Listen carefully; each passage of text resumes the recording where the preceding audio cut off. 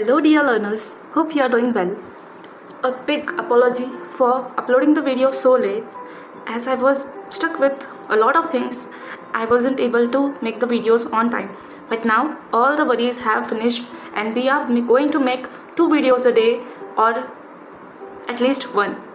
Yes, we will be covering all the videos very fast and very accurately and to the point. And please don't worry about anything, just study because अभी एक ही महीना है ऐसा समझ कर चलो. जो 18 जून की डेट आई है वो कंफर्म है और उस 18 जून को टारगेट बनाकर चलो. और सबसे इम्पॉर्टेंट PYQs को भगवान ही समझ लो, क्योंकि मैंने देखा है MS सेट के टाइम पर भी मैंने बोला था आपको कि देखो क्वेश्चंस रिपीट होंगे और आपको भी पता है कि 20 क्वेश्चंस अप्रॉक्सीमेटली रिपीट हुए थे. तो वैसे ही इसमें भी रिपीट होते हैं क्वेश्चंस, ये एग्ज़ाम में भी हर पेपर में. जैसे आज भी पेपर में जो हम आज सॉल्व करने वाले 2016 का जून का पेपर, जुलाई का, उसमें भी क्वेश्चंस ऐसे हैं कुछ जो रिपीट हुए हैं. एग्जैक्टली वैसे ही जो 14 और 15 में आए थे उसी तरह से क्वेश्चन आए हैं. तो समझ गए आप सिग्निफिकेंस. इसीलिए मेरा सबसे बड़ा फोकस है PYQs. उसी के साथ साथ हम आगे बुक्स, कंसेप्ट्स, इसके ऊपर भी बात करेंगे ही. बट अभी के लिए मेन कंसर्न है PYQs. अच्छे से रोज़ पेपर सॉल्व करो, रोज़ प्रैक्टिस करो. इस बार फिर से पेपर OMR पर रहेगा तो उसकी भी प्रैक्टिस करो, सर्कल फिलिंग की, क्योंकि एग्ज़ाम में जब गड़बड़ होती है तो हम कभी कभी बाजू का अगर ऑप्शन A है तो हम B सर्कल कर देते हैं, B है तो C कर देते हैं. तो एकदम पेशेंस के साथ में वो सर्कलिंग करना चाहिए. और MS सेट का भी इंटरिम आंसर की आ चुकी है, मैंने उसका लिंक भी अपलोड किया है पोस्ट पर, कम्युनिटी पोस्ट पर, और मैंने टेलीग्राम चैनल पर सारे PDFs भी अपलोड कर दिए हैं. तो मुझे कमेंट्स में बताओ कि आपका क्या स्कोर आ रहा है MS सेट का भी. और उसी के साथ साथ आपको इस वीडियो में कुछ डाउट्स है या कुछ हेल्प चाहिए तो आप मुझे वैसे भी बता सकते हैं. Feel free to connect. Okay, without wasting much of your time now let's get started. आज का पेपर है हमारा जुलाई 6, हमारा कोड है 6, जुलाई 16, 2016 का पेपर 2. हमारा सब्जेक्ट है हिस्ट्री. पेपर 2 है, हमारा सब्जेक्ट है हिस्ट्री. पेपर 2 था 50 क्वेश्चंस का, जो कि है 100 मार्क्स के लिए. और जो पेपर 3 आता है वो 75 क्वेश्चंस फॉर 150 मार्क्स. ठीक है, no negative marking for incorrect, no negative marking. अब सबसे पहला क्वेश्चन आएगा, which of the following is not a neolithic site. इसमें से कौन सी ऐसी प्लेस है जो नियोलिथिक नहीं है. नियोलिथिक कौन सी होती है? जब एग्रीकल्चर स्टार्ट हो गया था, जब डेवलपमेंट स्टार्ट हो गई थी, तो वो वाला. ब्रह्मगिरी, सगनाकुलू, अरिकामेडू, पिकलीहल. तो इसमें से हमारा करेक्ट आंसर है अरिकामेडू. अरिकामेडू एक पोर्ट है, ट्रेड सेंटर बोला जाएगा उसको. वो है earliest Indo Pacific bead making site, जहाँ पर बीड्स बनते थे, ज्वेलरी में जो बीड्स यूज होते हैं वो बनते थे. इसलिए हमारा आंसर है option C Arikamedu. Option 3 Arikamedu. Tamil Nadu, Puducherry के पास में है, तमिलनाडु में. ठीक है, आगे बढ़ेंगे हम. देखो, हरप्पन साइट्स, आर्कियोलॉजिकल रिमेन्स. आया ना क्वेश्चन फिर से इसके ऊपर. Question number 2, Mohenjodaro. लिस्ट 1 को लिस्ट 2 से मैच करो. मोहनजोदारो, लोथल, कालीबंगन,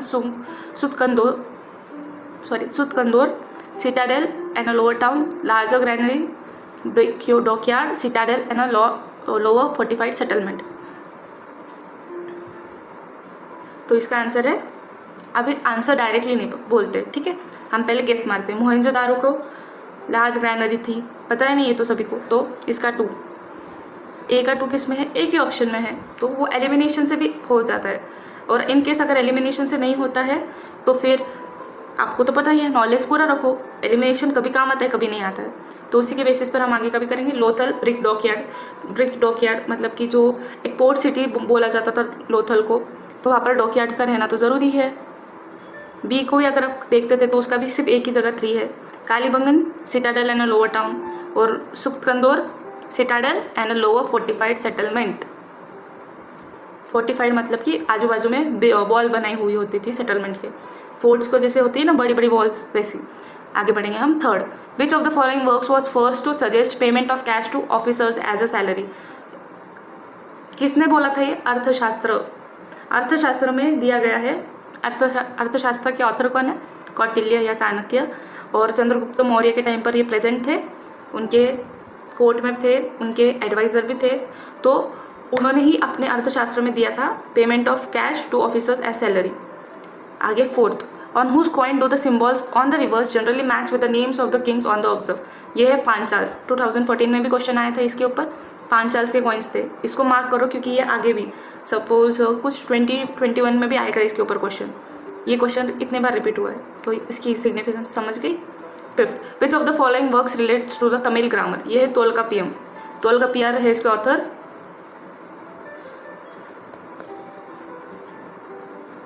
तोलकापियर उसके ऑथर है और ये सबसे ओल्डेस्ट तमिल वर्क है। सेकेंड संगम के टाइम पर बना लिखा गया है ये।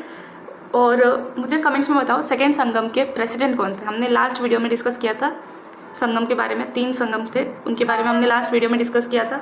तो मुझे कमेंट्स में बताओ कि सेकेंड संगम के प्रेसिडेंट कौन थे, वो प्रिसाइडेड। आगे बढ़ेंगे। Sixth, which of the following statement is correct with regard to the content of Rummindei pillar inscription of Ashoka.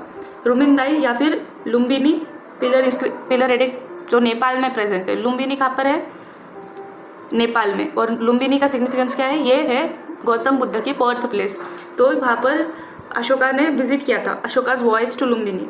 जब उनका 21st रिग्नल ईयर चल रहा था तब उन्होंने वहाँ पर विजिट किया था और वहीं पर उन्होंने फिर किया था reduction of tax due from the village. उन्होंने रिडक्शन टैक्स जो थे एक्स्ट्रा टैक्सेस उनको उन्होंने कट कर दिया था। और यहीं पर एक वर्ड भी उन्होंने दिया था बुद्धा के लिए, ये था शाक्य मुनि।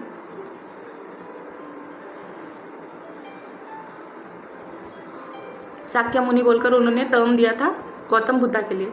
अच्छे से लिख देते हैं हम। शाक्य मुनि का मतलब क्या होता है, सेज ऑफ शाक्यास। गौतम बुद्धा के लिए ये टर्म दिया था उन्होंने। Okay, epithet for Buddha title दिया था उन्होंने गौतम बुद्धा को। आगे बढ़ेंगे हम। 7th, who among the following are mentioned in the Hathigumpha inscription of Kharavela use the code given below. Satakarni, Brihaspatimitra, Shakas, Rathikas. तो इसमें से सतकर्णी को तो खारवेला अपना एनिमी मानते थे तो उनके बारे में भी डिस्क्रिप्शन है, तो 1 तो कन्फर्म है। अब 3 ऑप्शंस में 1 है। उसी के बाद में बृहस्मिता और रथिकास, ये भी इनके बारे में भी डिस्क्रिप्शन दिया है। 7th का आंसर है डी। ओके। 4, सतकर्णी, बृहस्मिता, बृहस्पतिमता एंड रथिकास। उसमें उन्होंने और भी एक चीज़ ऐड की है हाथीगुम्पा इंस्क्रिप्शन में कि एक तमिल कॉन्फेडरेसी थी, तमिल मतलब कॉन्फेडरेसी थी ऑफ तमिल स्टेट्स जिनको उन्होंने हराया था, ये भी इसी के बारे में है। और विद्याधर बोलकर एक जैन मॉन्क थे, इनके भी बारे में दिया है, बोला है इसी इंस्क्रिप्शन में। विद्याधर और जैन मॉन्क, उनका भी मेंशन है हाथीगुम्पा इंस्क्रिप्शन में। और खारावेला खुद भी जैनिज्म को पैट्रोनाइज करते थे, वो भी एक जैन किंग थे। 8, विच of the following is a coin term. Coin term मतलब कॉइन का नाम पूछा है यहाँ पर। कॉइन का नाम ये है द्रमा, जो कि डिराइव हुआ है ग्रीक वर्ड द्रमछा। ग्रीक वर्ड था द्रमछा, यस, उससे डिराइव हुआ है ये वर्ड। तो ये कॉपर कॉइन्स होते थे, copper coins. Okay, drachma copper coins थे और ये ना काफ़ी टाइम तक प्रिवेलेंट थे, मतलब कि ये आफ्टर क्रिस्ट स्टार्ट हुए थे बट ये 13th सेंचुरी तक प्रिवेलेंट थे इंडिया में। और मोस्ट ऑफ द किंग्स ने उसको यूज़ किया है। Sorry, drachma is a I am really sorry, drachma is a silver coin. Yes, drachma is a silver coin और ये काफ़ी प्रिवेलेंट थे इंडिया में टिल 13th सेंचुरी। और इसको ऐसा भी बोलते हैं कि 1500 year long use as a unit of currency, मतलब 1500 साल ये coins as a unit of currency थे इंडिया में प्रिवेलेंट। ओके, आगे बढ़ेंगे हम। 9th question, which of the following temples were constructed of bricks. ये काफ़ी फेमस टेम्पल है, लक्ष्मणा टेम्पल एट शिरपुर, छत्तीसगढ़ में ये टेम्पल है। और ये टेम्पल में भी बाहर से पूरा ब्रिक का वर्क है और ऐसे माइन्यूट क्या बोलते हैं अपना वर्क किया गया है। फिर जो खाजुराहो में जो इरोटिक इमेजेस है वो यहाँ के टेम्पल के भी बाहर के वॉल्स पर दिखेगी आपको। फिर उसके बाद में ये लॉर्ड विष्णु को डेडिकेट किया हुआ है बाय वसाता जो कि मदर थे महाशिव गुप्ता बाला अर्जुन के। ठीक है, कौन से टाइम पर बनाया है। एक्चुअली इसको लेकर ना दो कॉन्ट्राडिक्टरी स्टेटमेंट्स है कि एक में बोलते हैं कि ये वसाता ने बनाया है जो मदर थे बाला अर्जुन के, और उसी के बाद में एक स्टेटमेंट ऐसा आता है कि ये किंग यशोवर्मन ने बनाया है जो कि चंडेला रूलर थे 10th सेंचुरी में। तो ऐसे दो कॉन्ट्राडिक्टरी स्टेटमेंट्स है।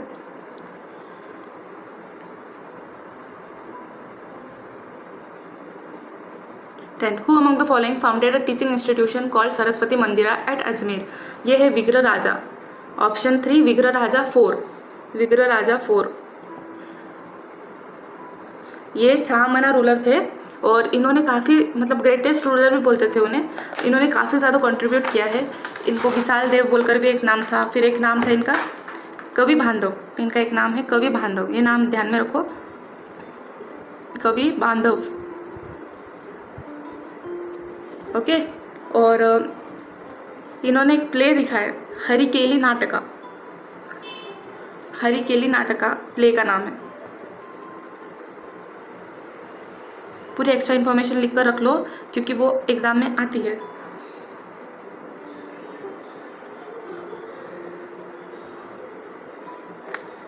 हरिकेली नाटका। उसके बाद में इन्होंने संस्कृत स्कूल बनाई थी। ये जो सरस्वती मंदिरा है ये एक संस्कृत स्कूल थी। इसके ऊपर जो कुतुबुद्दीन ऐबक है उन्होंने इसको तोड़कर 2.5 दिन का झोपड़ा बनाया था अजमेर में। यस, इसके जो रिमेन्स थे इसके ऊपर बना है 2.5 दिन का झोपड़ा बाय कुतुबुद्दीन ऐबक। ठीक है, और उसके बाद में इनके कोर्ट में एक बहुत फेमस कोर्टियर पोएट थे सोमदेव, जिन्होंने क्या बुक लिखी है ललित विग्रह राज। और इनका एक इंस्क्रिप्शन भी है दिल्ली शिवालिक इंस्क्रिप्शन, जिसमें उन्होंने टेरिटरीज कैप्चर की है दिल्ली से लेकर शिवालिक फुटहिल्स, जो शिवालिक हिमालय जाते हैं ना उसके फुटहिल्स तक उन्होंने टेरिटरीज कैप्चर की थी, उसके बारे में बताया गया है। ओके, ये थी हमारे एक्स्ट्रा इन्फॉर्मेशन। अब 11, at which of the following places is the stupa build by Shailendras located. ये है बोरोबुदर, इंडोनेशिया में ये प्लेस प्रेजेंट है और ये largest in the world Buddhist temple, largest in the world. काफ़ी बड़ी प्लेस है ये। आप गूगल पर जाकर है ना इसके सिर्फ इमेजेस डालो, बोरोबुदर स्तूपा बाय शैलेंद्रस, सिर्फ इतना भी डालोगे ना इतने बड़े बड़े मैग्निफिशेंट मॉन्यूमेंट्स दिखेंगे आपको।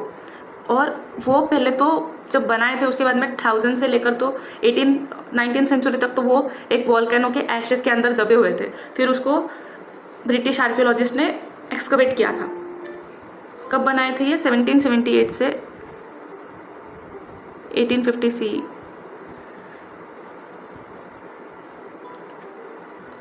इंडोनेशिया में है, जावा इंडोनेशिया। ओके, आगे बढ़ेंगे। 12, who among the following had the title परम सोगाता। किसको टाइटल मिला था ये टाइटल था राज्यवर्धन ऑफ पुष्यभूति डायनेस्टी, हर्षवर्धन के भाई Rajyavardhan.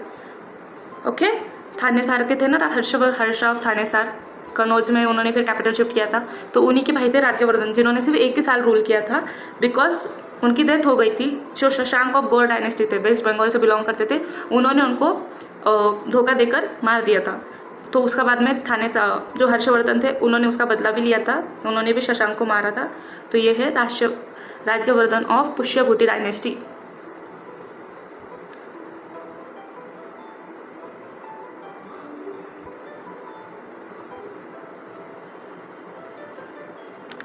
Okay, 13, which of the following sculptures is a characteristic of Pallava period. यह है सोमस्कंदा।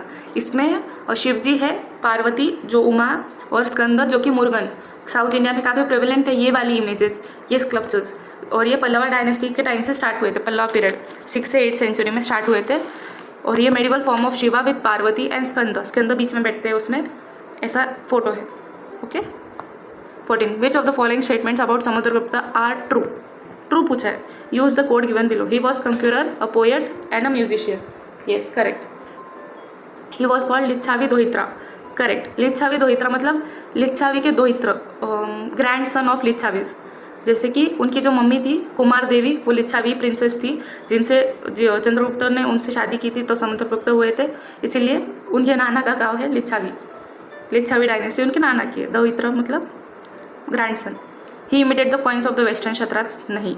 His performance of Ashvamedha was not mentioned in the Allahabad pillar inscription. ये करेक्ट है। ये क्वेश्चन पहले भी आया था कि उन्होंने अपना अश्वमेध सेक्रीफाइस कॉइन्स के थ्रू बताया था। तो हमारा करेक्ट आंसर है 1, 3, 1, 2 and 4। Option 3 1, 2 and 4 correct answer. 14th का आंसर है सी। अभी list 1 with list 2 author and title of the book. वापस से बुक्स एंड ऑथर्स आ गया। बिल्हाना भाना समेश्वरा 3 एंड विजनेश्वरा। तो बिल्हाना मिथाक्षरा हर्षचरिता, अभिलाष तीर्थ चिंतामणि एंड विक्रमदेव चरिता। ओके, बाना का हर्षचरित्र, बाना भट्ट हर्षचरित्र। पी का 2 तो कंफर्म है और इसी के साथ हमारा आंसर भी आ जाता है। 15th का आंसर है 2। और भी हम ऑथर्स देखेंगे। बिल्हाना ने लिखा है Vikramdev चरिता।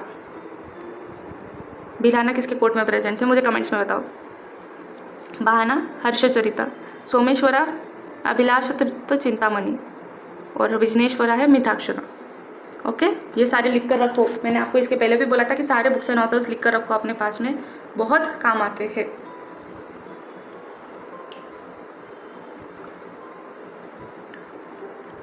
Sixteenth, which of the following statements is not true in respect of election for the assembly of Uttara Merur of the Chola period? The village was divided into 30 wards. Correct. 2 representatives were to be elected for each ward. नहीं, 2 nominate होते थे, elect एक ही होता था। तो हमारा ये तो गलत हो गया है, नॉट ट्रू पूछा है, यही गलत है। The contestants should be aged between 13, 35 and 70. Correct. They should possess some educational qualification and immovable property. Correct.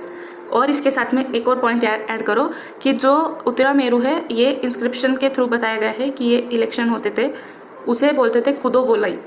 ये जो इलेक्शन सिस्टम था इसे बोलते थे कुदो वोलाई। और इसके बारे में बताया गया है उत्तरा मेरू इंस्क्रिप्शन में। Uttara Merur inscription of परटंका,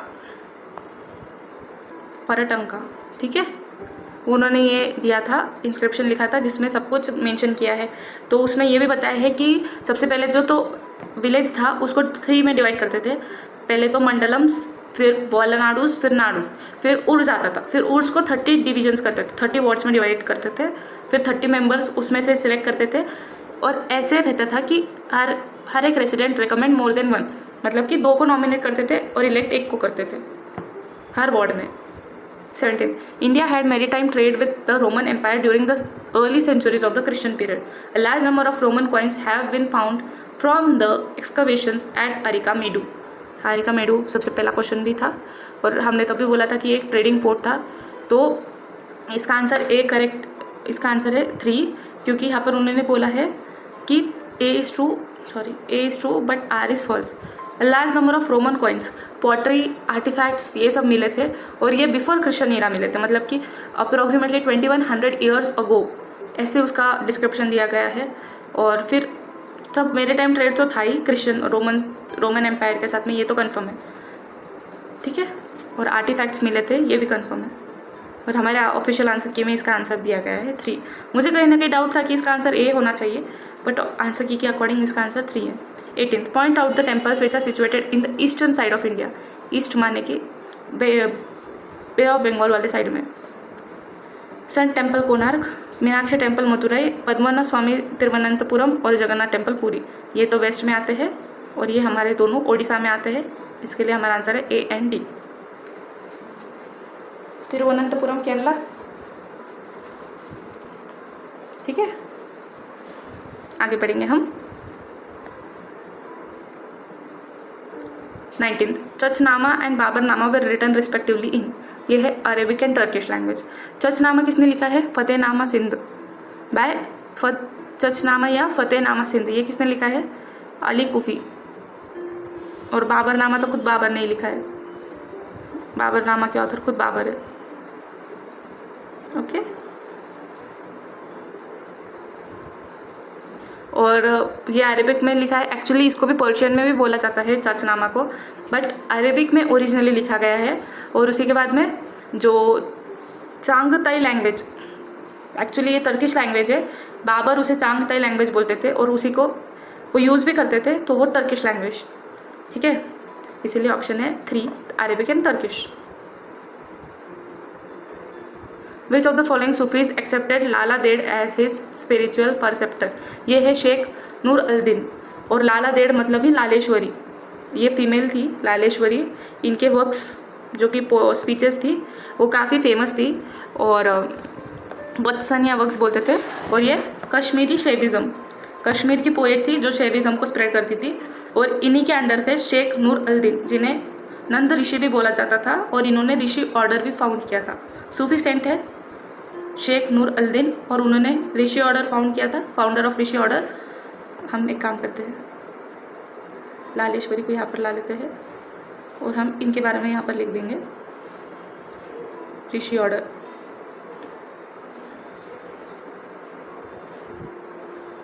Rishi order of, और ये कौन थे? Sufi saint.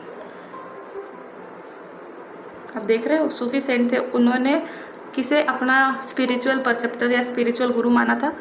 लालेश्वरी, लाल देड़, जो कि एक खुद एक ये थी, शैविज़म को पैट्रोनेज करती थी। तो आप समझ सकते हो कि उस टाइम पर सेक्युलरिज्म कितना हाई था।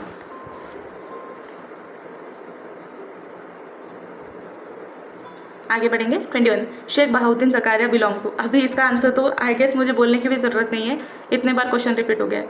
शूरावर्दी सिलसिला, ऋषि सिलसिला वाले तो अभी हमने देखा शेख नूर अल दिन। चिश्ती सिलसिला मोइनुद्दीन चिश्ती। फिरदौसी सिलसिला का मुझे कमेंट्स में बताओ। 22 which of the following was not a part of Turkan Chahalgani. कौन इसमें से उसके पार्ट नहीं थे? बलबन उसके पार्ट थे और बलबन ने इसे एंड भी किया था। 22 का आंसर ये ध्यान में रखो। इमामुद्दीन रेहान, ये नहीं थे उसके पार्ट। तुर्कन चहलगानी क्या था? 40 कॉर्प ऑफ 40 रॉयल स्लेव्स, दल चालीसा या तुर्कान चहलगानी। और ये किसने स्टार्ट किया था?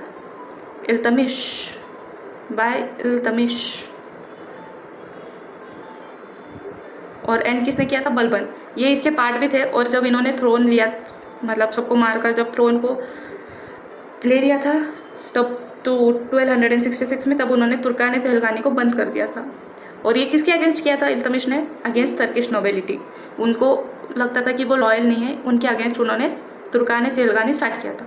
23 name the poetess of Mysore who protested against women being considered as inferior to men in her work Hadibadeya Dharma tenets for the chaste and devoted wives. ये है सांची होनम्मा, सांची होनम्मा। ये वोकलिगा जो कम्युनिटी है उससे बिलोंग करती थी, वोकलिगा कर्नाटक के। और इन्होंने ये बुक लिखी थी on duties of a faithful wife. Chikkadeva Raya Wodeyar dynasty के थे। उनके कोर्ट में उनके किंगडम में ये एज ए हेल्पर थी, तो उनको प्रॉपर गाइडेंस मिला। फिर उन्होंने अपना बुक लिखा था उसके बारे में, सांची होनम्मा। उनके नाम से स्कॉलरशिप भी है कर्नाटक में। 24 the forerunner of famous bulbous dome of the Mughals is attributed to which of the following architectural style. ये है बीदर में इस्लामिक पर्शियन आर्किटेक्चर काफ़ी फेमस है। और उसी का एग्जाम्पल है बीदर फोर्ट, जहाँ पर आप देख सकते हैं रोम्बस शेप्ड लेआउट है और उसी में एक बल्बस डोम भी बताया गया है, जो कि फोर रनर, मतलब कि उसी को देखकर मुगल्स को आइडिया आई थी बल्बस डोम की, ऐसा बोला जाता है। ठीक है, आगे हम बढ़ेंगे। 25 फिर से है नॉट करेक्टली मैच। अच्छा, नॉट करेक्टली मैच। मिफ्तुल फतह, अमीर खुसरो, तारिक सलातीन अफगाना, ख्वाजा निमतुल्लाह हरबी, सियासतनामा निज़ामुल तुसी, सफ़रनामा यहाँ से हिंद। अभी मुझे एक बात बताओ, मिफ्तुल फतह ये बुक किसने लिखी है? अमीर खुसरो ने, करेक्ट। और तारिक सलातीन अफगाना ये लिखी है अहमद यादगार। यहाँ पर हमारा आंसर आता है अहमद यादगार, इन्होंने लिखी है ये बुक। उसके बाद में ज़फ़रनामा है गुरु गोबिंद सिंह जी ने, सिख गुरु थे ये, गुरु गोबिंद सिंह जी, इन्होंने ये लिखी है। ये थे ज़फ़रनामा, लेटर्स थे औरंगज़ेब को, औरंगज़ेब ने जब मॉरल कोड ऑफ कंडक्ट को ब्रेक किया था तब उन्होंने लिखा था, गुरु गोबिंद सिंह जी ने। इसका आंसर है option A 1 B and D, 1 है B and D ऑप्शन है। ठीक है, बाकी के बुक्स एंड ऑथर्स याद रख लो, मिफ्तुल फतह, अमीर खुसरो और सियासतनामा निज़ामुल तुसी। अभी यहाँ पर फिर से लिस्ट 1 को लिस्ट 2 से मैच करना है। टर्म्स है अमिल बकल पाही कुलकर्णी, नॉन रेसिडेंट कल्टिवेटर, बगल, village accountant, revenue collector, trader. ठीक है, तो अभी मुझे फटाफट बताओ, कुलकर्णी का हमने एक वीडियो में देखा था कि कुलकर्णी जो कि साउथ में थे और उसी का रिसेम्बलेंस चौधरी जो कि नॉर्थ में थे। तो इसी से अकॉर्डिंग क्या आता है, कुलकर्णी को विलेज अकाउंटेंट बोला जाता था। डी का 2 एक ही में है और ये हमारा आंसर भी है। डी का 2 इसमें है और यही हमारा आंसर है, ऑप्शन बी। ओके। अमील माने कि रेवेन्यू कलेक्टर, बघल माने कि ट्रेडर और पाही यानी कि नॉन रेसिडेंट कल्टिवेटर, जो आते थे फिर कल्टिवेट करके चले जाते थे। फिर से लिस्ट 1 लिस्ट 2, ये टर्म्स को याद करके रख लो, नोट करके रखो अलग से अपने पास में, ताकि जब आप रिवीजन करो तो आपको ईजी जाए, हैंडी रहे नोट्स। मलिक उत तजर, बिस्वा, खुशक, मावस, residential fort of fortified village, small unit of land measurement, chief of the merchants. तो हमारा इसमें आंसर है ऑप्शन सी। ऑप्शन सी आता है इसका आंसर करेक्ट। सबसे पहले मलिक उल तुजर, चीफ ऑफ द मर्चेंट्स। थोड़ा अंदाज़ा भी लगा लो मलिक, इसमें बाकी सब तो प्लेसेस के या फिर थिंग नॉन लिविंग थिंग्स है, और एक ही है मलिक उल तुजर जो कि ह्यूमन बीइंग का नाम है। Biswa, a small unit of land measurement. कोशक माने कि रेसिडेंशियल फोर्ट और मावस यानी कि अ फोर्टिफाइड विलेज। मैंने कैसे नोट्स बनाए थे, मैंने जितने भी टर्म्स है उसमें से जो प्लेसेस के रिलेटेड या नॉन लिविंग थिंग्स के रिलेटेड है वो टर्म्स अलग लिखे थे, और जो ह्यूमन बीइंग से रिलेटेड है, जो जैसे कि अब यहाँ पर कुलकर्णी वगैरह थे तो उनको जैसे टर्म्स है तो वो मैंने एक अलग पेज पर लिखे थे, ताकि जब मैं रिवीजन करूँ तो मुझे सारे टर्म्स पता रहे। ऐसे ही जब मैच द पेयर्स में और में आते हैं तो वो ईजी हो जाता है, एकदम से क्लिक होते हैं और फिर आपको कुछ टेंशन नहीं लेना पड़ता है, आपको क्वेश्चंस आपको क्लिक हो जाता है। जैसे मुझे अभी देखकर कुलकर्णी का क्लिक हुआ वैसे आपको भी क्लिक हो जाएगा। प्रैक्टिस के साथ में और खुद के नोट्स, खुद का प्रॉपर नोट्स बहुत हेल्प करता है। Sheikh Salim Chishti storm, Asaf Khan storm, Adham Khan storm और अकबर स्टॉर्म। तो Salim Chishti tomb Fatehpur Sikri, Asaf Khan tomb Lahore, Adham Khan tomb Delhi और अकबर टॉम सिकंदर। ये सब रॉन्गली मैच किए गए हैं, इसे हमने करेक्टली मैच करना है। तो शेख सलीम चिश्ती स्टॉर्म कहाँ पर आती है, दिल्ली में आती है। ए का सी कहाँ पर है, फर्स्ट का सी एक ऑप्शन में, ठीक है। असफ खान स्टॉर्म असफ खान स्टॉर्म आती है फतेहपुर सिकरी में। अदगा खान के टॉम है सिकंदरा में और अकबर के टॉम है लाहौर में। अकबर स्टॉर्म लाहौर में है, ये बात हमेशा ध्यान में रखो। ओके,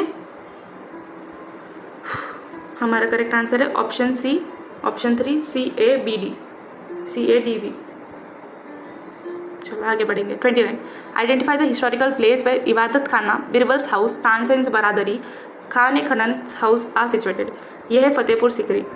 ये सब अकबर से रिलेटेड है और अकबर कहाँ रहते थे, फतेहपुर सिकरी में। उनकी ऐसी कोई पर्टिकुलर कैपिटल नहीं थी, बट वो मोस्ट ऑफ द टाइम उन्होंने अपना जो टाइम स्पेंड किया है वो है फतेहपुर सिकरी। अकबर आगरा में भी थे, उनके टॉम लाहौर में है, ये सब भी याद रखो, ठीक है। 30, which of the following statements is not true. In Akbar's reign, नाम gradually replaced copper tanka, the dam was also known as paisa, the half dam was called adhela, Akbar fixed a ratio of 40 dams to a rupee which became standard conversion for purpose of actual payments। ये है उल्टा। अकबर ने क्या किया था, 40 rupees को अदाम, 40 rupees के रेशो से एक दाम जाता था, विच बिकेम स्टैंडर्ड कन्वर्जन, ठीक है। और दाम किसने स्टार्ट किया था, शेरशाह सूरी ने। शेरशाह सूरी ने स्टार्ट किया था दाम जो कि थे कॉपर, दाम कॉपर कॉइन्स, फिर मुहर गोल्ड थे और हमारा रुपया सिल्वर। ओके,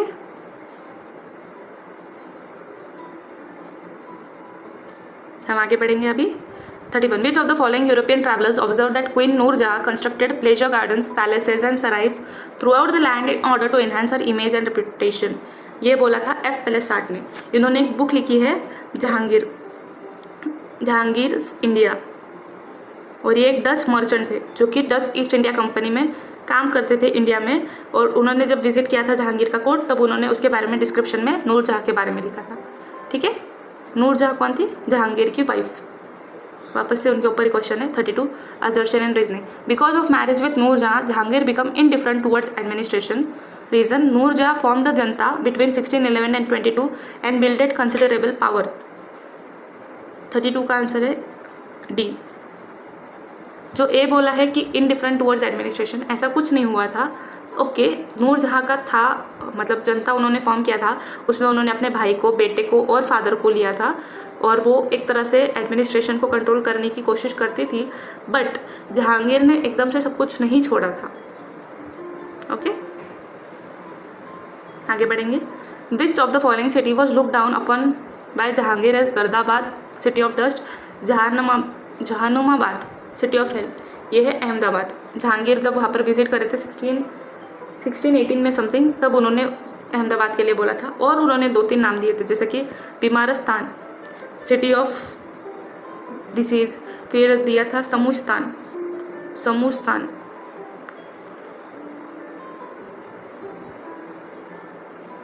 हाँ समूहिस्तान, और जाकू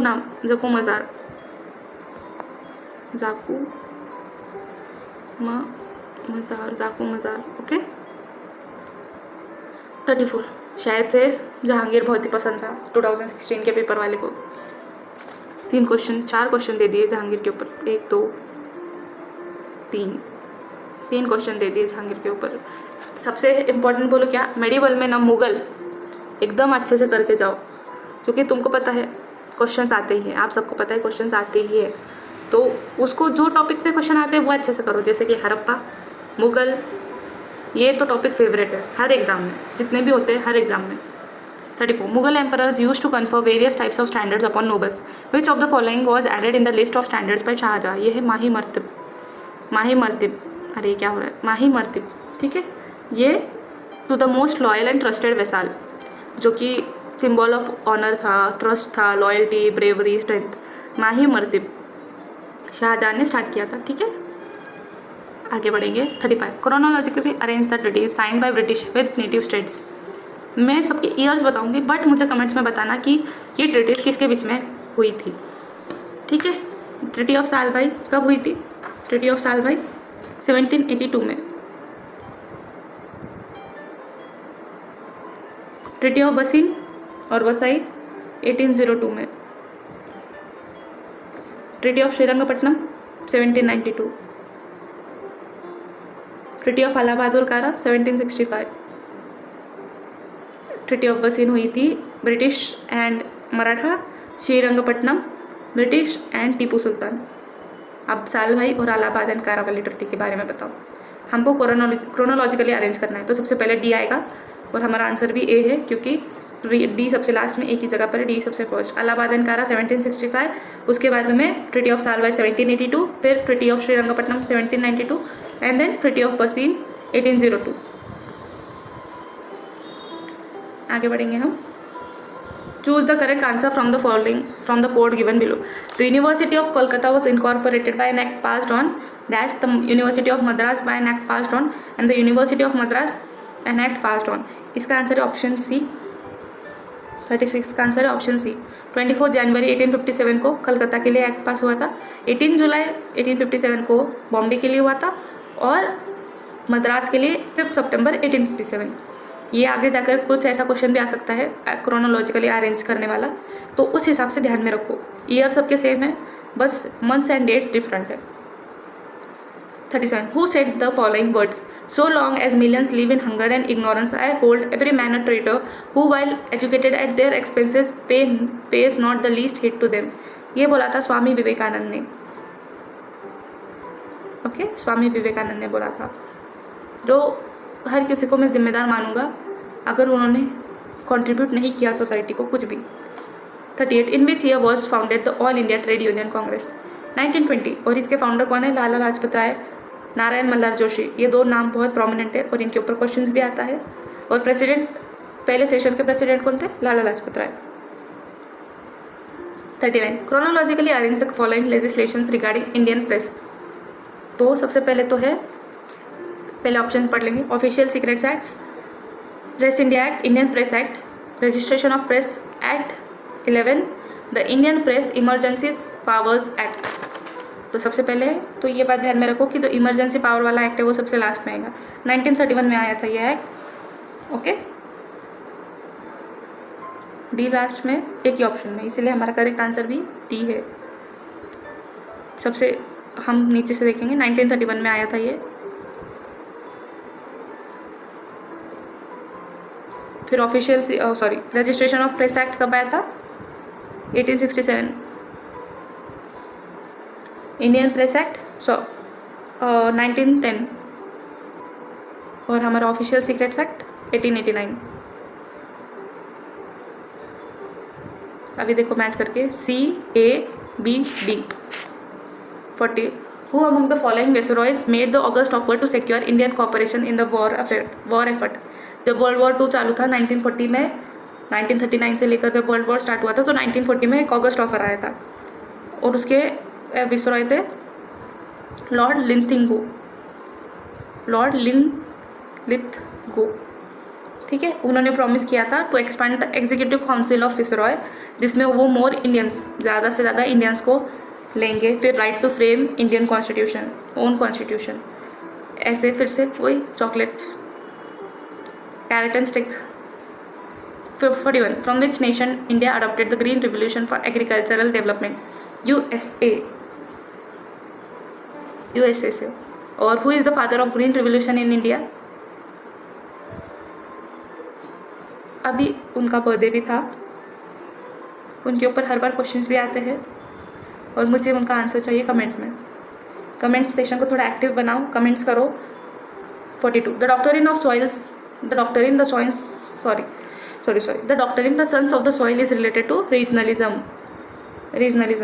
वो रहता है ना कि जो अभी हमारे यहाँ पर है, जैसे स्टेट्स, अगर कोई महाराष्ट्र वाले हैं तो उन्हें महाराष्ट्र के हम बेटे हैं, फिर जो यूपी वाले वो यूपी के लिए बोलते हैं, जो राजस्थान वाले वो राजस्थान के लिए बोलते हैं, तो वो रीजनलिज्म होता है। 43 विंस्टन असर्शन एंड रीजन वाला question. Winston Churchill the prime minister of Britain announce the dispatch of Cripps mission. Reason British forces collapsed in south east Asia soon after the fall of Rangoon.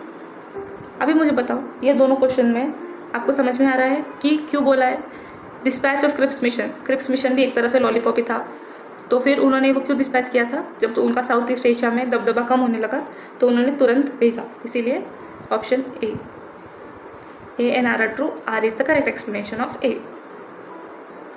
44 who wrote the book Rights of Man in 1791-92? Thomas pen. ये भी काफ़ी famous है, ठीक है, Thomas pen. और फिर से बोल रही हूँ, जो इंग्लिश ऑथर्स है, इंग्लिश बुक्स एंड ऑथर्स है, वो भी एक अलग बुक पर लिखो, अलग पेज पर लिखो, अलग पेज पर लिखो। 45 from among the following statement which one is not a distinctive feature of renaissance? The beginning of secular autobiography as a literally genre भी बोलते हैं इसे कोई लोग, जॉनर, यस, ये स्टार्ट हो गया था। The translation of scriptures into vernacular languages has stemmed the process of secularisation of society. Correct. जब आपको आपके लैंग्वेज में कुछ पता चलता है, जैसे कि अभी हिंदी में अगर कुछ चीज़ें पता चलती है तो आपको ज़्यादा अच्छे से ध्यान में आती है, ज़्यादा अच्छे से प्रोसेस होती है। वैसे ही सेक्युलराइजेशन मतलब कि सब लोगों के मन में एकता जागरूक हुई जब उन्होंने वर्नाकुलर लैंग्वेज में, अपने खुद के लैंग्वेज में सारे चीज़ें पढ़ना स्टार्ट की। The renaissance promoted church domination in human affairs. नहीं, वो तो ह्यूमन अफेयर्स मतलब चर्च डोमिनेशन को कम करने के लिए था। It's enduring lesson was that the search for knowledge is for Mankind not only a right but also a duty. Correct, कि जो नॉलेज की, जो ज्ञान की खोज है वो मानवता की ड्यूटी है, उनका हक तो है ही पर ड्यूटी भी है। 46 who among the following is not a philosopher of enlightenment? Enlightenment के फिलोसोफर कौन नहीं है, ऐसा पूछा है उन्होंने। इनलाइटनमेंट जो मूवमेंट था उसके है हर्बर्ट स्पेंसर, ये उसके फिलोसोफर नहीं है। हर्बर्ट स्पेंसर के बारे में हमने पहले भी वीडियोज़ में बात की है कि वो कौन थे, किस चीज़ से रिलेटेड थे। रूसो की एक बहुत अच्छी थेरी है, कौन बोलेगा वो? रूसो की थेरी है द सोशल कॉन्ट्रैक्ट, बुक भी है और थेरी भी है। हर्बर्ट स्पेंसर कौन थे? इंग्लिश पॉलीमैथ थे, फिलोसोफर। उन्होंने भी कई सारी बुक्स लिखी है, जैसे कि उनकी एक बुक है the man versus the state, फिर social statics, principles of sociology. एक तरह से वो अलग फिलोसॉफी के थे, इनलाइटनमेंट से रिलेटेड नहीं थे। ओके, सोशल डार्विनिज्म, यस, मुझे वो वर्ड याद नहीं आ रहा था। सबसे फेमस डॉक्टरिन थी ऑफ सोशल डार्विनिज्म जो उन्होंने दी थी evolution including natural selection applied to human societies. उन्होंने ऐसा बोला था कि जो नेचुरल सिलेक्शन है वो human society, social class, individual सबको अप्लाई करती है. डार्विन की जो थ्योरी थी, डार्विनिज्म, नेचुरल सिलेक्शन वाली, उससे रिलेटेड थी ये थ्योरी. आगे पढ़ेंगे. 47. Who said history is an unending dialogue between the present and the past. ये स्टेटमेंट किसने दिया था? E.H. कार. अरे E.H. Carr. Option 3 E.H. Carr. 48. Which of the following statement is not true regarding historians' responsibility in historical writing? Not true. Historians' central ethical responsibility is that he ought to tell the objective truth. Historian should be loyal to the cause he advocates. खुद को मतलब वो तो गलत हो जाएगा ना कि अगर खुद के कॉज को लॉयल रहेंगे तो आप जो सच है उसको बता नहीं पाएंगे. Historian owes historical truth not only to the living but to the dead as well. Yes, historian should not distort historical facts. Correct. तो हमारा आंसर है ऑप्शन बी, जो कि नॉट ट्रू है. खुद के कॉज को लॉयल नहीं होना चाहिए, जो कि फैक्ट्स है, जो कि इन्फॉर्मेशन है, उसे लॉयल होना चाहिए. 49. assertion and reasoning. Historical method is a complex process involving search for sources of information, its critical evaluation, synthesis and exposition. Reason. As a science of knowledge, history is completely separated from natural sciences because it does not have universal laws. 49 का answer है B, option B. Okay, दोनों बातें सही, but दोनों बातों में relation नहीं. ये हिस्ट्री के बारे में बता रहा है कि हिस्ट्री क्या है, completely separate from natural sciences. उसमें कोई यूनिवर्सल लॉज नहीं होता है, जो दिखता है वो ही सच है. Historical method is a complex process involving search for sources of information, critical evaluation, synthesis and exposition. ये एजर्शन में बोला है, ठीक है, इसीलिए वो दोनों में कोई रिलेशन नहीं है, तो वो दोनों अलग है. अब हम आगे देखेंगे ऑथर एंड देयर वर्क. वापस से बुक्स एंड ऑथर्स है. William Dilthey, G.R. Elton, Frank Ankersmit, Thomas Kuhn. Works. Historical representation, the structure of scientific revolution, hermeneutics and the study of history, practice of the history. तो हमारा answer है option B. सबसे पहले तो डेल्थी का है hermeneutics and the study of history, G.R. Elton है practice of history, Frank Ankersmit है हिस्टोरिकल रिप्रेजेंटेशन और थॉमस कुन है structure of scientific revolution. Okay, हमारा 50 क्वेश्चन यहीं पर ख़त्म होते हैं. Hope you like the video, enjoyed the session. Informative लगा आपको ये, अपने दोस्तों के साथ शेयर करो, मुझे कमेंट्स में आंसर्स बताओ और नेक्स्ट वीडियो का वेट करो, काफ़ी जल्दी आएगा. Thank you for watching.